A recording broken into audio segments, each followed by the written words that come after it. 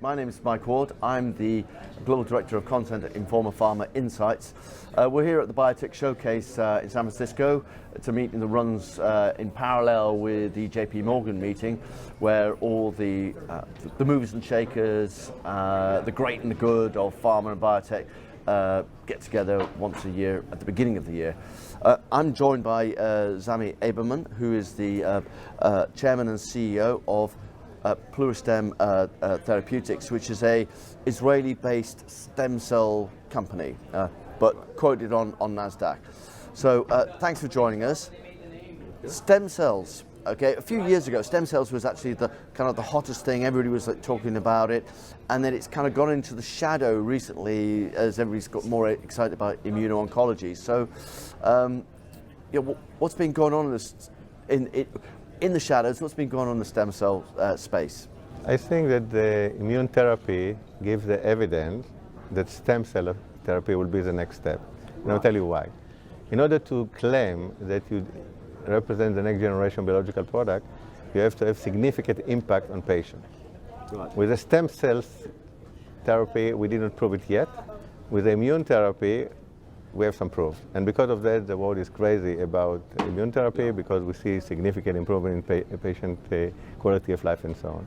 I assume same will happen with stem cell, because not everything is related to immune therapy, not everything is related to cancer. You have many other disorders that we are suffering, and there is still unmet need. Right. So I strongly believe that the evidence that stem cell, even though they are behind now, they will be in the front line later on. Right. Now, you raised some money last year, about $17 million. So clearly you were still able to get some share of voice. What was it that you were telling investors that you were going to use that money for? That we are planning to complete our existing studies, and we raise the money to open new direction, new horizon to new product. Yeah. Just this morning we announced a new product has been cleared by the FDA to start clinical studies. Right. And we'll probably elaborate on that later. Okay, so if you could actually talk about what the Pluristem approach is in terms of where you derive your stem cells from in the first place, and then if you could talk about some of the sort of clinical programs you already have in place. We purify stem cells from the placenta after birth, so no ethical issues involved in the purification of those cells. Not only that, the placenta is unique immunological characteristic, and because of that you can inject the cells without any match, so it's pure allogeneic of the shelf product. Right. We have a few programs running. The first one is treating with critical limb ischemia, which is the end stage of diabetic complication. Yeah. People suffering from that will face amputation unless treated, and we have some evidence that the product is ready to go and can help those patients.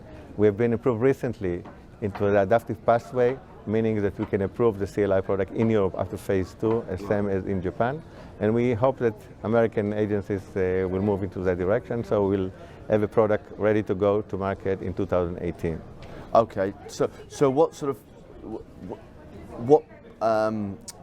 level of proof of principle have you already demonstrated? We demonstrated the efficacy in 3 clinical studies, 2 critical limb ischemia and 1 in muscle injury associated with hip replacement. Right. We injected the cells to the hip affected by the operation, and we demonstrated 500% improvement of the muscle force 6 months after the operation.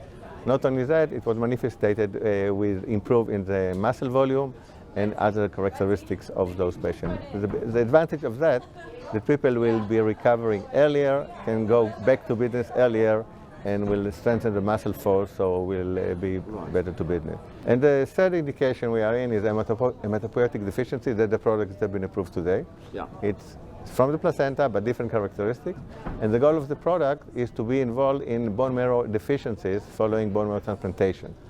People that suffer from cancer usually undergo bone marrow transplantation, and when it does not graft, then the PLX-R18, our second product, come in place. We can inject the cells after the failure of the bone marrow transplantation, and to initiate a recovery process in which the 3 blood lineages will be recovered and the patient will go back to normal life. Right. So if your therapeutic approach works, what are sort of the advantages? I mean, what are sort of the patients or payers going to sort of see that is different from conventional approaches? First of all, they will bring health to those patients. You talked before about the immune therapy. It's very expensive therapy, even though effective. With our case, we use a placenta, we use unique technology to expand those cells, so the cells cost to the patient will be reasonable. Yeah. And we will save money to the health system and improve the quality of life of those patients. That's the idea behind allogeneic compared to autologous, which is used today in very other field. Right. So it's because these stem cells are sort of universal, or they can be given to anybody, the economics, you think, are going to be appropriate or attractive?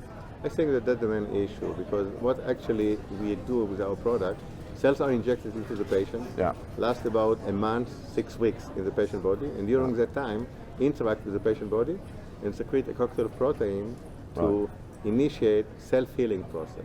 Right. So you inject it once and they do the work, compared to other products that you have to do a daily injection and so on. So at the end of the day, you inject it once, follow the patient after 6 months, and you see the result.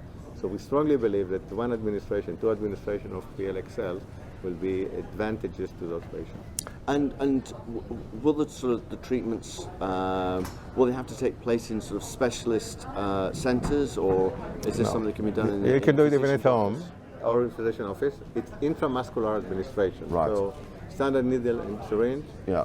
Inject it to the muscle, and then the process started. So it can be out office treatment and so on. Okay. We have a project with the American NIH in which we took PLX cells to be used in case of radiation catastrophe as a countermeasure for radiation damaging.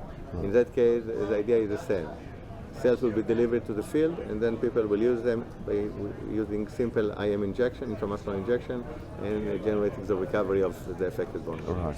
So, in terms of sort of commercialization approach, what is your business model? Are you looking to find partners for these, or will you actually be a fully commercial company yourselves? Depend on the size of the market. We have, for example, an application which is bone marrow failure. Yeah. Bone marrow failure, it's about 10 to 20,000 patients in the world, so we can do it by ourselves. On the other end, we have CLI. You have more than 1 million patients in US. Then we will have to have a partner to do the marketing. So it depends on the indication. From the manufacturing point of view, our facility can support up to 150,000 doses of PLX cells, or 150,000 treatment. So we can support the marketing. And the idea here is that for selected application, we'll do it by ourselves. Right. For larger application, we'll use the pharma companies as distributors, and that's one of the reasons I'm here around to talk to pharma companies. Right. Okay. And so, what is the sort of the timelines on these programs? We believe that in 2018, which is 2.5 years down the road, we'll have the first product approved for marketing in Europe and Japan, and then later on followed in US. Right. Okay. And what are the sort of challenges, though, you still think you face with these? As you started in the beginning, the stem cells is in the shadow. Yeah. So we have to bring the evidence that can pop it up back to the center of the stage, and to be effective and useful for many indications. That's our duty, and we have to do it. Right. Okay. And the $17 million that you raised, you sort of said that it's to sort of continue with these sort of the clinical programs you already have in place, but also you're looking to sort of develop new programs. So have you already sort of identified the sort of the targets? I think that the idea behind raising money is you do when you can. You do raise money when you can. And now we have enough capital to fund the company for more than 10 years, more than 2 years, sorry. And we believe that during those 2 years we'll bring a lot of new point, which will be a reflection point, deflection point for the company, and it will improve the visibility and the awareness to the stem cell giving. Okay, great. Well, Zami, thanks very much for coming along and sharing the story with us. Thank you. Thank you.